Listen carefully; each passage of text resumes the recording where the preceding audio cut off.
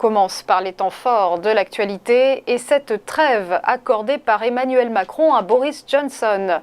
La France repousse son ultimatum au Royaume-Uni. La crise des licences de pêche devait connaître un épisode heureux ou malheureux ce mardi, mais finalement, pas de mesure de rétorsion envers les navires britanniques avant ce jeudi. C'est donc le répit que l'Élysée a préféré choisir.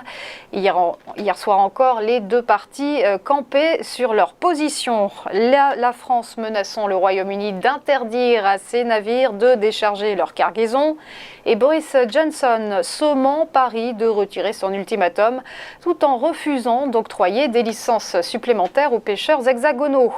Londres qui menaçait même de porter l'affaire devant les instances européennes. L'heure est donc désormais à la négociation.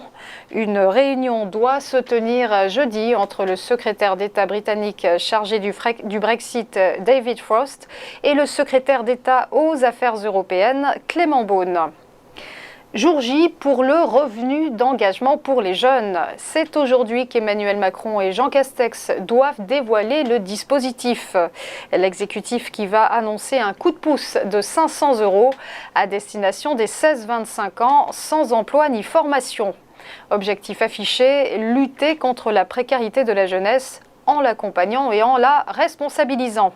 L'allocation avait été promise par le chef de l'État en juillet dernier, un dispositif qui ne devrait concerner que 500 000 jeunes par an au final, au lieu du million escompté.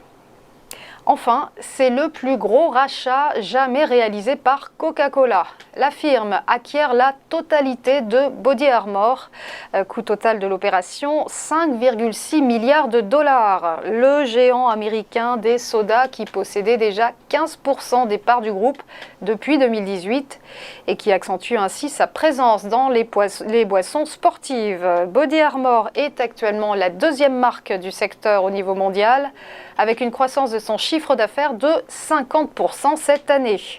Pour rappel, Coca-Cola avait déjà réalisé un rachat d'envergure en 2018 avec l'acquisition de la chaîne de café Costa pour 5 milliards de dollars à l'époque. On passe au point boursier. Petit rappel de la clôture des marchés financiers hier. Début de semaine retentissant pour le CAC qui a progressé de plus 0,92% à 6 893 points. L'indice a donc frôlé le record historique.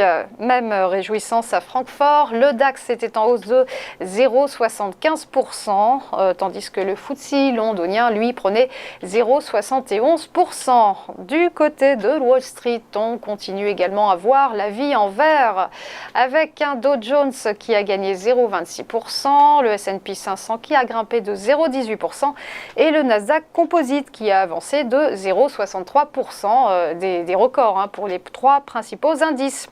Et enfin, un mot du Nikkei, l'indice de Tokyo qui perd ce matin 0,43%.